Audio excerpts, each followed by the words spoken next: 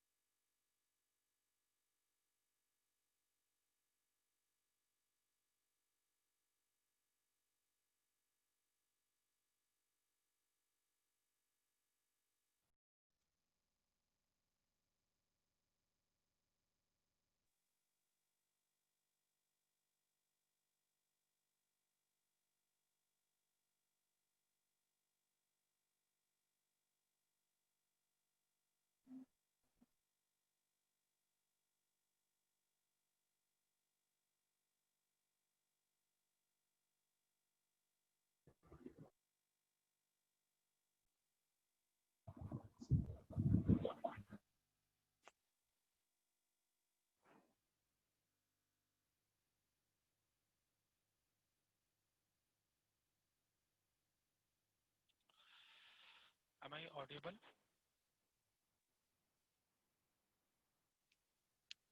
आवाज आ रही है मेरी?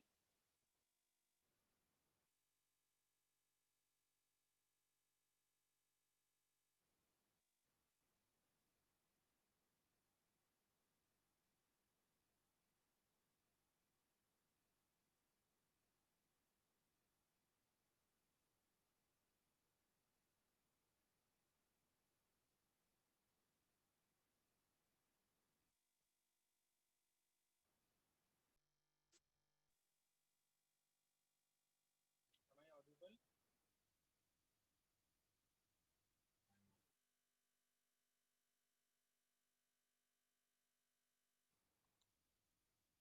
आवाज आ रही है आप लोगों को? हेलो। सर Yes, बहुत sir. धीमी आवाज आ रही है, सर आवाज बहुत धीमी। बहुत धीमी आ रही है। तुम्हारी बहुत तेज आ रही है। अभी अभी ठीक है।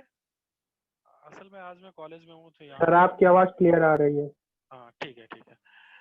अभी आज कॉलेज आया हुआ हूँ तो यहाँ पर है कुछ प्रॉब्लम।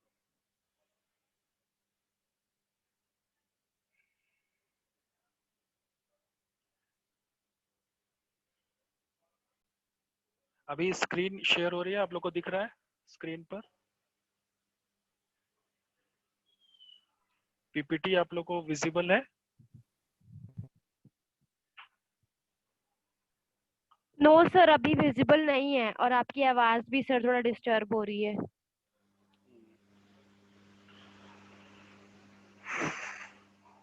क्या करूँ? तुम्हारा नेटवर्क नहीं आ रहा होगा। तुम्हें सही आ रही है? तुम्हें सही है मतलब नहीं वे विजिबल है सही तुम? में आवाज धीमे आ रही है। नहीं, ये जो स्क्रीन हाँ जो सर, शेयर आवाज हो रही कट रही है आपकी। है, स्क्रीन पर तुम्हें क्या दिख रहा है वो बताओ पहले मुझे। Determining the residential status of individual, ऐसा कुछ दिख रहा है?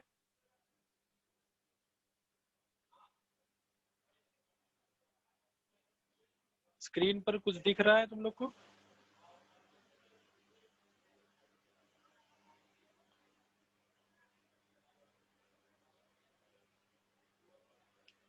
बार बार ये इंटरनेट बार बार ये चला जा रहा है। नेट प्रॉब्लम हो रही है यहाँ बहुत ज्यादा। हाँ, इनको वाईफाई देना चाहिए। बताइए ऐसे कैसे? अब फोन से कितना होगा? एकदम बकवास नंबर। अभी मॉर्निंग में क्लास ली मैंने, सही था। अभी बताइए क्या है?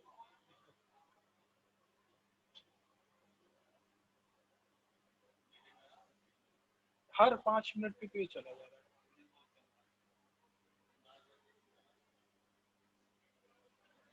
कॉलेज बुला फिर बताइए।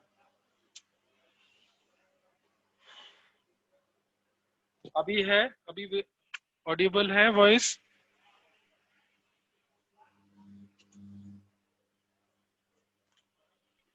सर आपकी आवाज नहीं आ रही है। अभी भी नहीं?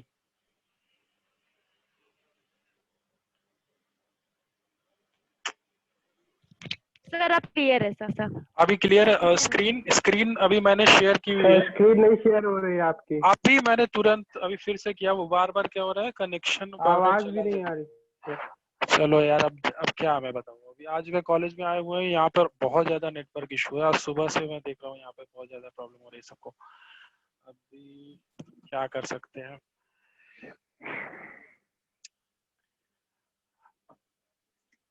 अभी अभी कुछ दिखा स्क्रीन पर?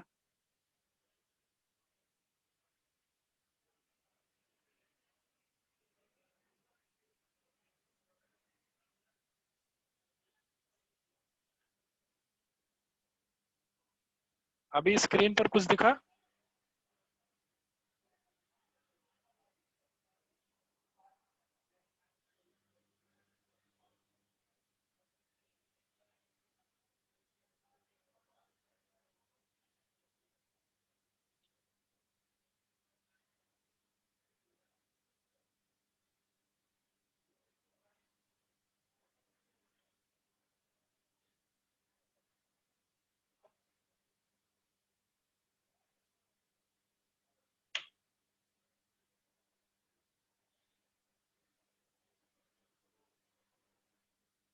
अभी आप लोगों को स्क्रीन दिख रहा है कुछ?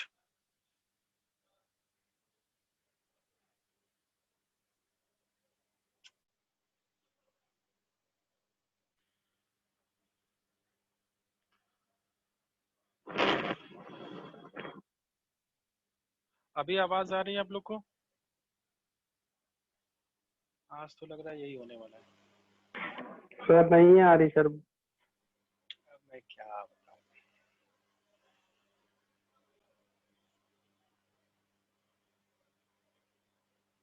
फोन से कनेक्ट किया हुआ है, फोन में क्या नेटवर्क रहता है यहाँ। ब्रॉडबैंड कनेक्ट से पर तो सही चलता नहीं, या फोन से कैसे चलेगा?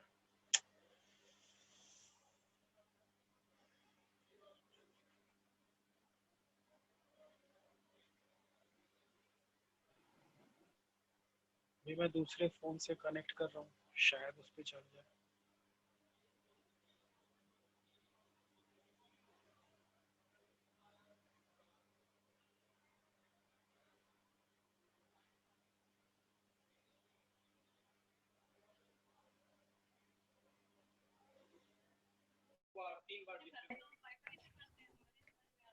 वाईफाई से तो मेरा भी घर पे रहता है, फिर भी वहाँ थोड़ा बहुत प्रॉब्लम रहती है, लेकिन यहाँ पर तो बहुत ज्यादा प्रॉब्लम है।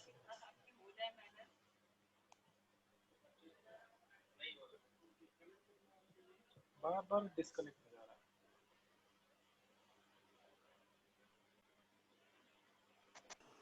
हेलो सर मौसम। हाँ सर अब स्क्रीन शेयर हो गई आपकी। ठीक है ठीक है। लेकिन क्लियर नहीं है सर। क्लियर नहीं है? चलो अभी लास्ट क्लास का ही थोड़ा बहुत देखते हैं। वॉइस तो क्लियर है ना? वॉइस क्लियर है? लास्ट आवाज क्लास नहीं आ रही सर। देखो ये फंस गई आवाज। आ रही है। बहुत ब्लर है सर, कुछ दिखा चलो ठीक है, मैंने देखो ये पीपीटी ऑलरेडी मैं कल जो है लास्ट क्लास में शेयर मैंने कर लिया था। ठीक है, और गूगल क्लासरूम पर भी मैं शेयर कर दूंगा। और ये लास्ट क्लास में मैंने ये पीपीटी आप लोग को भेजा था, तो वही उसी की बात कर लेते हैं। देखो अभी ज्यादा टाइम बचा नहीं हुआ है, थोड़ा बहुत पढ़ ही लेते हैं, फिर देखेंगे आगे जब ट्यूट क्लास में जो है हम लोग क्या करेंगे, अगर कुछ दिक्कत होगी तो उधर हम लोग डिस्कस कर लेंगे। ठीक है, हेलो तो अभी हम लोग स्टार्ट करते हैं अभी। सर बहुत ज्यादा एको क्रिएट हो रहा है और आपकी आवाज बिल्कुल साफ नहीं आ रही। तुम्हारी भी वैसे वॉइस इधर क्लियर नहीं है, तो नेटवर्क का इशू है दोनों तरफ से इधर। मैम कनेक्ट नहीं हो रहा है, बिल्कुल भी कनेक्ट नहीं हो रहा है। 15 मिनट में करीब 6-7 बार ऐसा हुआ है कि डिस्कनेक्ट फोन। हाँ मैम के फोन से भी किया, अपने फोन से भी किया, दोनों में भी प्रॉब्लम हो रही है। क्या इशू है, कोशिश कर। आज काफी स्टूडेंट ज्वाइन किए 38। मैम का एयरटेल है मेरा, मैम का भी जियो है शायद। मैम का तो है सर। अच्छा मैम का वोडाफोन है। मैम सर एयरटेल बढ़िया चल रहा है, एयरटेल बढ़िया चल रहा है। यार दोनों से किया हुआ है मैंने, एयरटेल से भी किया उसमें भी प्रॉब्लम हो रही है, जियो से किया उसमें भी प्रॉब्लम हो रही है, दोनों से। सर अब आ रही सही। अब सर विजिबल है आपका स्क्रीन आ गई है। ठीक है चलो यार अभी स्टार्ट करते स्क्रीन आ हैं। गई सर। हाँ ठीक है चलो अभी हाँ स्टार्ट स्क्रीन आ करते गई हैं। सर। स्क्रीन जब तक सही चल रही कनेक्टिविटी है सर। तब तक स्टार्ट करते हैं, बाकी देखा जाएगा जैसे भी हो पाया, फिर नेक्स्ट क्लास में देखेंगे। अभी तो ज्यादा टाइम ओके बचा सर। भी नहीं हुआ। जैसे लास्ट क्लास में हम लोग ने डिस्कस किया था, दो तरह की कंडीशंस होती हैं जो भी जब आपको किसी इंडिविजुअल के रेसिडेंशियल स्टेटस को पता करना हो तो दो तरह की कंडीशंस होती है, उनको फुलफिल करना होता है। पहले बेसिक कंडीशन, दूसरा एडिशनल कंडीशन।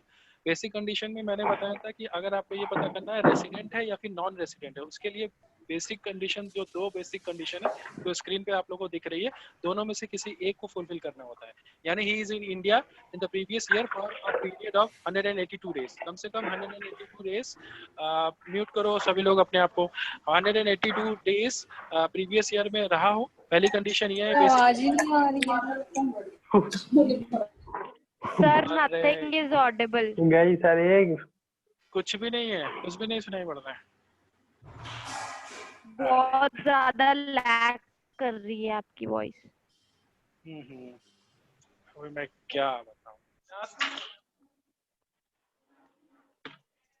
यहाँ तो नहीं चल पा रही, देखते हैं उधर शायद चल जाए।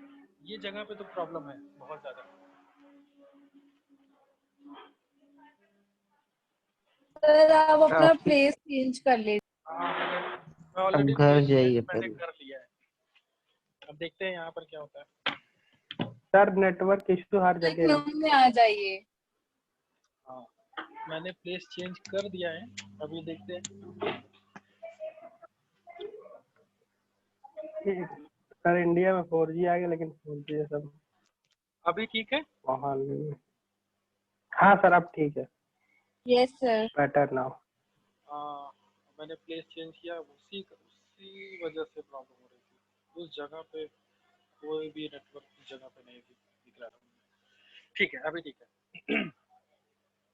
तो मैंने लास्ट क्लास में जैसे बताया था, कोई भी इंडिविजुअल है उसके रेसिडेंशियल स्टेटस अगर आपको पता करना है तो आपको क्या करना होता है, पहले बेसिक कंडीशन देखनी होती है कि बेसिक कंडीशन वो इंडिविजुअल फुलफिल कर रहा है कि नहीं कर रहा है। अगर बेसिक कंडीशन, दो बेसिक कंडीशन यहाँ पर दी गई है, दोनों में से एक को फुलफिल करना होता है। अगर वो फुलफिल कर रहा है तो वो रेसिडेंट होगा, वरना नॉन रेसिडेंट। तो ये चीज हम लोगों ने लास्ट क्लास में डिस्कस किया हुआ था। ठीक है, क्या क्या कौन कौन सी बेसिक होती है। फिर एडिशनल को भी डिस्कस किया होता है। एडिशनल में हम लोग को ये पता करना है ऑर्डिनरी रेसिडेंट है या फिर नॉन ऑर्डिनरी। ठीक है, पहले आप ये पता करोगे कि रेसिडेंट है या नॉन रेसिडेंट है। अगर नॉन रेसिडेंट है फिर तो ठीक है, अगर रेसिडेंट है तब आप पता करोगे कि वो ऑर्डिनरी है या नॉन ऑर्डिनरी है। तो उसके लिए क्या, उसके लिए जो एडिशनल दोनों कंडीशंस है उनको फुलफिल करना होता है। जिसमें जो फर्स्ट कंडीशन है वो है ही has been resident in India at least 2 out of 10 previous year immediately preceding the relevant previous year. ठीक है, वो लास्ट प्रीवियस ईयर के पहले के 10 सालों में कम से कम 2 साल वो रेसिडेंट हुआ हो। ठीक है, इंडिया में। और दूसरी कंडीशन क्या है, ही has been in India for a period of 730 days और more during 7 year immediately preceding the relevant previous year.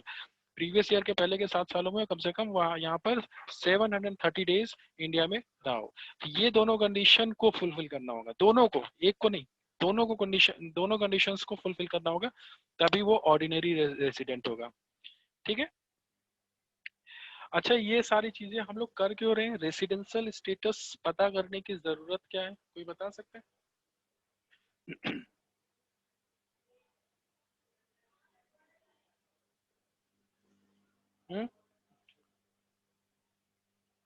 कोई बता सकता है रेसिडेंशियल स्टेटस पता करने की जरूरत क्यों पड़ रही है? ऐसा करना क्यों पड़ता है कि आपको एक इंडिविजुअल को पता करना हो कि भाई वो रेसिडेंट है या नॉन रेसिडेंट है, ऑर्डिनरी रेसिडेंट है या नॉन ऑर्डिनरी रेसिडेंट है? ये सारी चीजें हम लोग कर क्यों रहे हैं?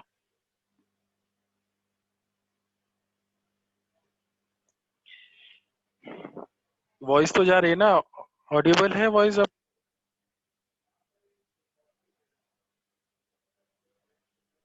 हाँ सर। हाँ, अच्छा ठीक है, यस चलो, मतलब नहीं पता है।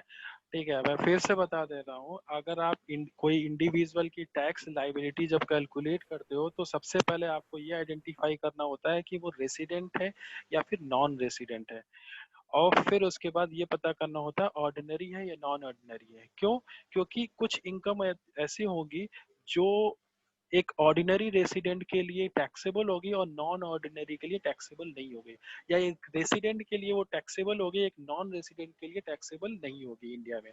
तो इसलिए हमें सबसे पहले आइडेंटिफाई करना होता है उस इंडिविजुअल का रेसिडेंशियल स्टेटस, उसके फिर हम लोग उसके अकॉर्डिंग उसकी टैक्स लाइबिलिटी कैलकुलेट करते हैं।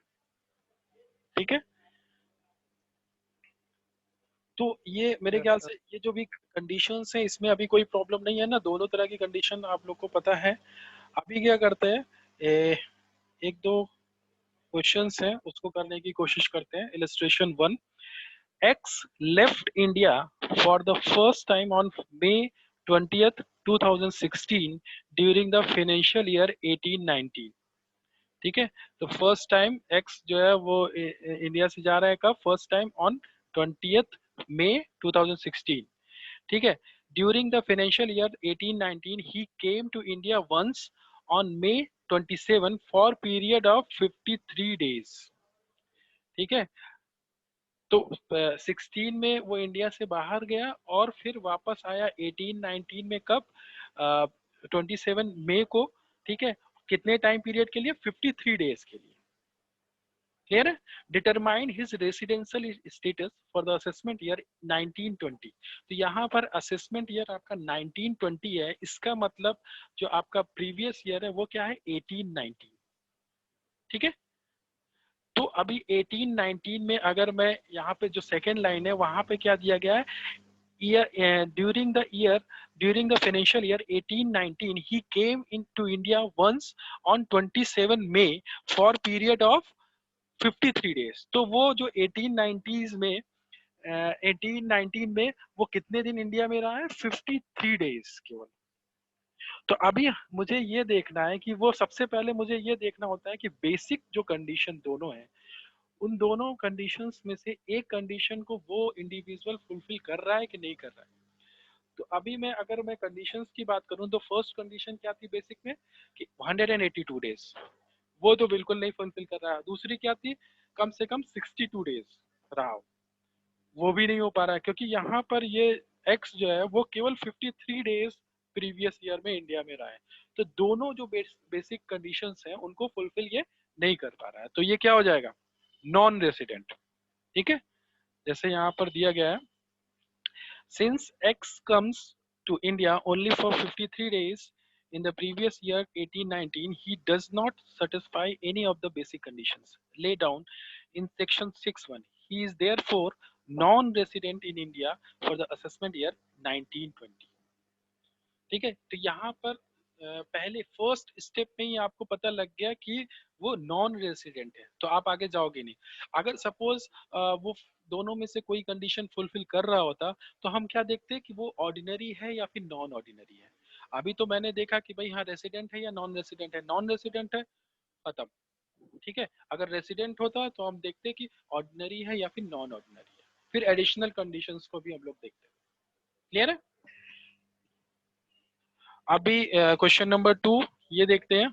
X comes to India for the first time on April 16 2003।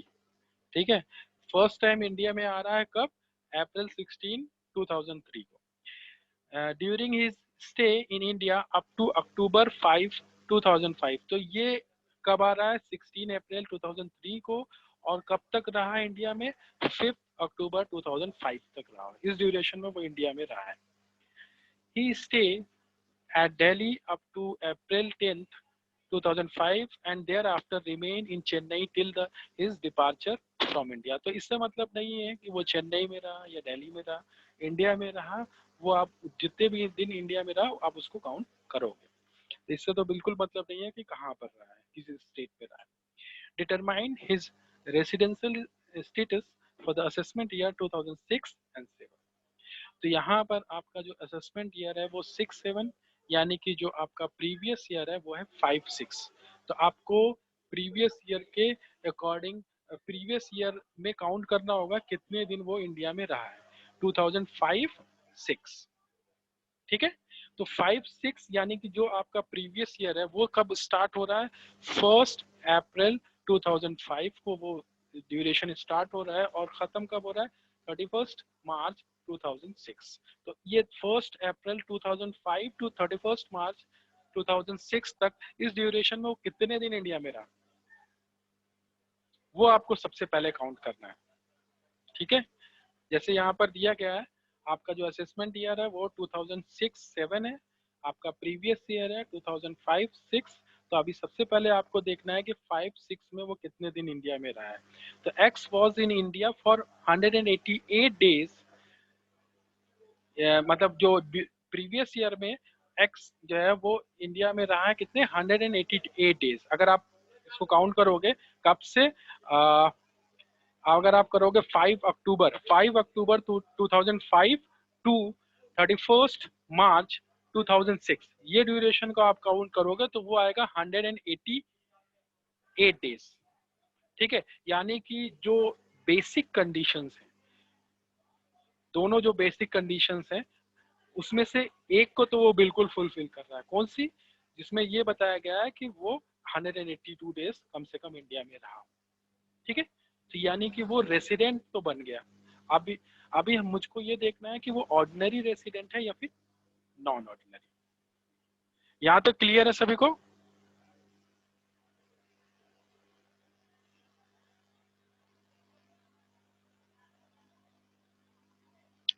किसी को कोई डाउट तो नहीं? यहाँ तक क्लियर है सभी को?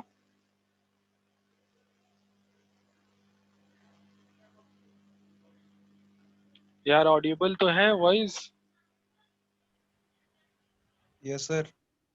क्लियर है? Yes sir.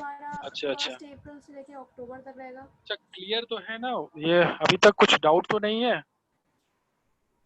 सर हाँ बताओ। हेलो सर, ये कहाँ मेंशन है कि अप्रैल से लेके अक्टूबर तक हमारा मतलब स्टार्टिंग एंड एंडिंग होगा ये ईयर? जो आपका काउंट करेंगे। फाइनेंशियल ईयर है, कभी भी देखो फाइनेंशियल ईयर है वो हमेशा स्टार्ट होता है 1 अप्रैल को और एंड होता है 31 मार्च को। तो आप कहीं भी कोई भी क्वेश्चन हो आप यही मान के चलोगे कि वो जो आपका फाइनेंशियल ईयर है, जो आपका असेसमेंट ईयर है, जो आपका प्रीवियस ईयर है, ये सारे ड्यूरेशन स्टार्ट होते हैं 1 अप्रैल से और एंड होते हैं 31 मार्च। ठीक है, ओके सर, ओके सर।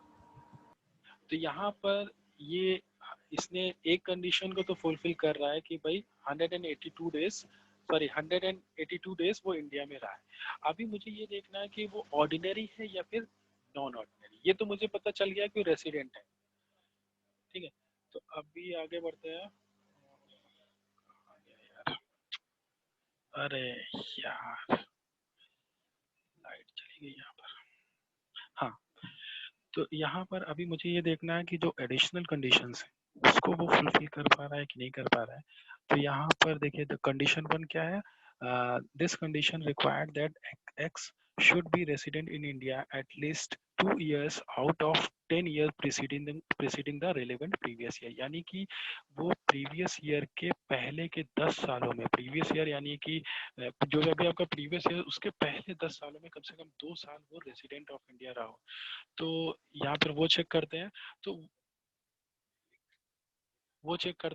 यहाँ पर ये दिया गया x is resident in India for previous year 2003, 4 and 4, 5। ये कैसे, अभी क्वेश्चन में देखते हैं कैसे ये चीज हुई। तो यहाँ पे क्वेश्चन में देखो यहाँ पर दिया गया है कि वो जो इंडिया में आया है वो कब आया है, 16 अप्रैल 2003 और कब तक, 5 अक्टूबर 2005। इस ड्यूरेशन में वो इंडिया में रहा है। तो इस ड्यूरेशन में अगर मैं 3-4 की बात करूँ, जो फाइनेंशियल ईयर 3-4 है और फाइनेंशियल ईयर 4-5, ये दोनों में वो 182 डेज से ज्यादा दिन रहा है। ठीक है, ये चीज तो क्लियर है ना।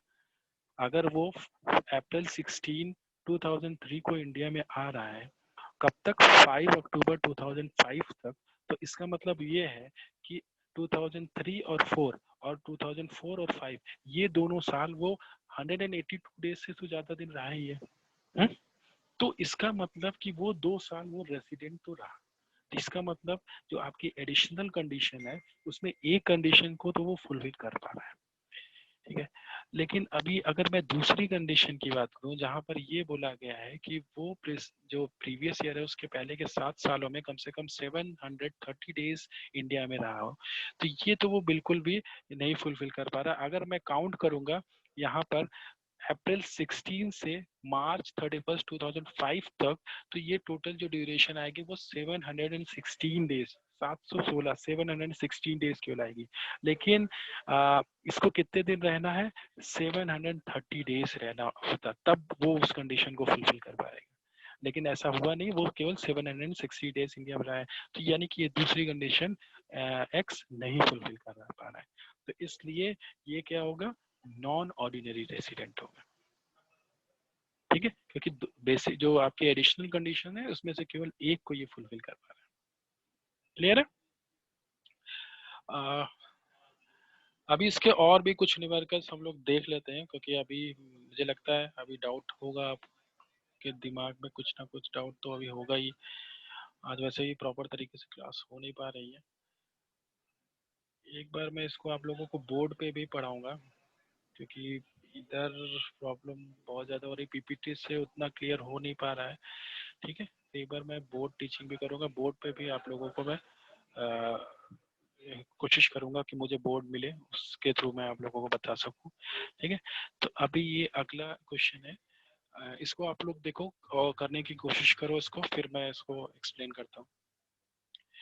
जैसे यहाँ पर दिया गया है, during the previous year 1819 X, a foreign citizen, stayed in India for just 69 days. एक चीज तो ये क्लियर हुई कि जो भी X है वो प्रीवियस ईयर में कितने दिन रहा है, 69 डेज रहा है। ठीक है, determine the residential status of assessment year 1920 on the basis of following information. During 1516, X was present in India for 366 days. During 2012, 13 and 11-12, X was in Japan for 359 days and 348 days respectively, and for the balance period in India. ठीक है, मतलब 359 और 348 days वो Japan में रहा, और उसके बाद जो दो बचा हुआ टाइम है वो इंडिया में। Mrs x is resident in India for the assessment year 1920। तो मिसेस एक्स से कोई मतलब नहीं है, आपको देखना है कि मिस्टर एक्स कितने टाइम रहा है और वो रेसिडेंट है कि नहीं है, वो आपको चेक करना है यहाँ पे। ठीक है, तो बताओ मुझे, पहले आपको बेसिक कंडीशन देखनी है, बताओ क्या हो सकता है यहाँ पे। पहले तो आप बताओ रेसिडेंट है या फिर नॉन रेसिडेंट है। तो इसके लिए दोनों जो बेसिक कंडीशंस है उसमें से वो एक को फुलफिल कर पा रहा है या नहीं कर पा रहा है। 182 डेज तो बिल्कुल नहीं रहा है, तो वो तो हटा दीजिए। दूसरी कंडीशन क्या है,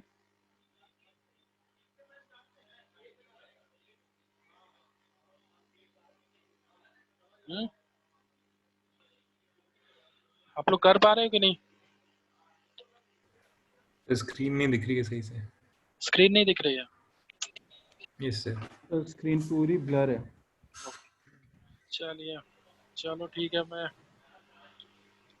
मैं ये पीडीएफ आप लोग को अभी मैं भेज दूंगा, क्या कर सकते हैं। ठीक है, चलो मैं एक बार फिर से ये क्वेश्चन एक्सप्लेन कर दे रहा हूँ। अगर दिख नहीं रहा तो मैं एक्सप्लेन कर देता हूँ इस क्वेश्चन में है क्या। देखो, मिस्टर एक्स है जो फॉरेन सिटीजन है, ये इंडिया में ये प्रीवियस ईयर यानी 18-19 में प्रीवियस ईयर में वो 69 डेज केवल इंडिया में रहे। ठीक है, इनका रेसिडेंशियल स्टेटस पता करना है।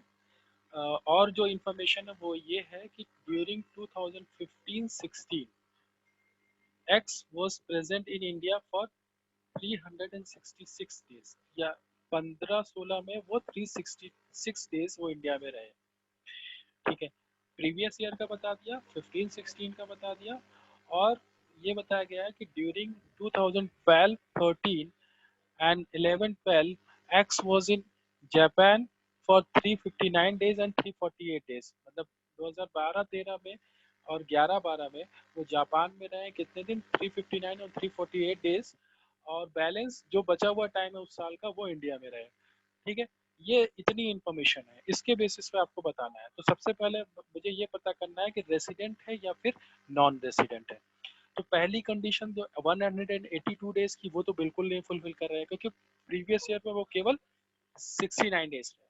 दूसरी कंडीशन अगर मैं बात करूं तो 62 डेज तो रहे हैं, यानी 69 है तो 62 प्लस है, तो वो एक चीज तो हो गई। लेकिन दूसरी चीज क्या थी, प्रीवियस ईयर के पहले के 4 सालों में वो कितने दिन रहा हो। तो यहाँ पे कितने दिन रहे हैं, 366 डेज। ठीक है, तो मतलब ये बेसिक कंडीशन में से एक, 365 होता है, 366 एक दिन ज्यादा ही रह रहा है। तो यानी कि वो बेसिक कंडीशन में जो दूसरी कंडीशन है उसको वो फुलफिल कर पा रहा है। इसका मतलब क्या होगा, वो रेसिडेंट होगा। ठीक है, अभी रेसिडेंट है, अभी मुझे ये पता करना है कि वो ऑर्डिनरी रेसिडेंट है या फिर नॉन ऑर्डिनरी। तो इसके लिए मुझे क्या करना होगा, वो उसके प्रीवियस ईयर के पहले का डेटा देखना पड़ेगा कि 10 सालों में वो कितने, 10 सालों में प्रीवियस ईयर के पहले कितने बार वो रेसिडेंट रहा हो, और 10 पिछले 7 सालों में वो 730 डेज रहा है कि नहीं रहा है। तो वो तो बिल्कुल भी नहीं रहा है क्योंकि फॉरेन सिटीजन है, यहाँ पे बताया गया है। और अगर मैं टोटल ड्यूरेशन को अगर मैं ऐड करूंगा तो करीब 400 डेज उसके दिख रहा है मुझको। ठीक है, अगर मैं करीब करीब 400 के करीब डेज मुझे दिख रहे हैं जो वो प्रीवियस ईयर के पहले के ईयर्स में वो रहा। ठीक है, और फॉरेन सिटीजन है तो वो पहली कंडीशन जो एडिशनल कंडीशन की है वो भी नहीं फुलफिल कर पा रहा है और दूसरी भी नहीं। तो इसका मतलब ये कैसा होगा, नॉन ऑर्डिनरी रेसिडेंट होगा। तो कुल मिला के यहाँ पर आपको कैलकुलेट करना है, पहले बेसिक कंडीशन आपको देखनी है, फिर उसके बाद जो आपके एडिशनल कंडीशंस है उसको देखना है। कुछ और न्यूमेरिकल्स सर हैं। पेज क्लियर नहीं आ रहा है आपका।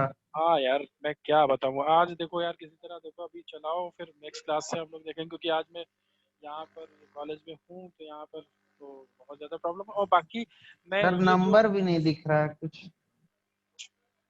हाँ मैं समझ रहा हूँ, मैं ये ऐसे करता हूँ, ये पीडीएफ आप जो है। ग्रुप में हाँ अभी मैं कॉलेज में, आज हम लोग ने जो मोबाइल से ही हम लोग ने कनेक्ट किया हुआ है, तो इस वजह से बहुत ज़्यादा इश्यूज हो रहा है, ज़्यादा प्रॉब्लम हो रही है इस वजह से। हाँ तो सर नेटवर्क वैसे भी इशू रहता है सर, ब्लॉक हाँ यहाँ कॉलेज में तो रहता है। अच्छा, आप लोग ने सब लोग पहले मैसेज कर दो जिससे मुझे अटेंडेंस मिल जाएगी, क्योंकि अभी टाइम ज़्यादा बचा नहीं हुआ है, 2 मिनट केवल बचा हुआ है, इसमें आप लोग मैसेज हाँ कर सर दो। कर बाकी दिया। ये बाकी कर नेक्स्ट दिया क्लास सर। में, हाँ ठीक है, नेक्स्ट क्लास में हम लोग फिर से ये न्यूमेरिकल्स देखेंगे क्योंकि मुझे पता है आज ज़्यादा कुछ समझ में नहीं आया होगा, नेटवर्क का भी बहुत ज़्यादा इशू रहा और कुछ स्क्रीन पर भी नहीं दिख रहा होगा। तो नेक्स्ट क्लास में मैं कोशिश करूंगा कि मैं बोर्ड पे पढ़ाऊँ, आपको बोर्ड पे बताऊँ, वहाँ पे चीज़ें और ज़्यादा क्लियर होंगी, इधर थोड़ा सा मुश्किल हो रही है। ठीक है, आप लोग मैसेज कर दो, अभी ज़्यादा टाइम नहीं बचा हुआ।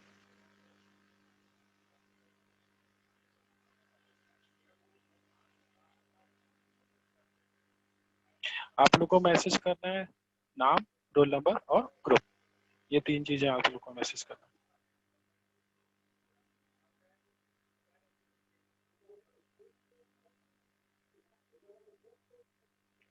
बाकी ये जो शीट है ये मैं शेयर करने वाला हूँ आज गूगल क्लासरूम पे, वहाँ आप लोग देख लीजिएगा। को जो भी डाउट हो फिर बाद में उसको हम लोग क्लियर कर देंगे।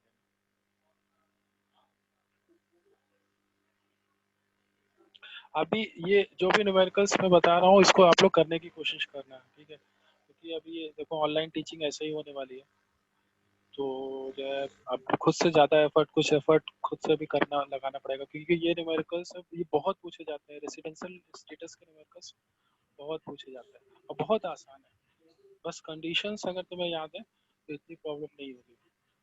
नंबर ऑफ डेज काउंट करने होते हैं, वो कंडीशंस फुलफिल कर रहा है इंडिविजुअल की नहीं, और उस बेसिस पे आपको आइडेंटिफाई करना होता है कि रेसिडेंट है, नॉन रेसिडेंट है, ऑर्डिनरी है, नॉन ऑर्डिनरी है, ठीक है, बिल्कुल सिंपल है।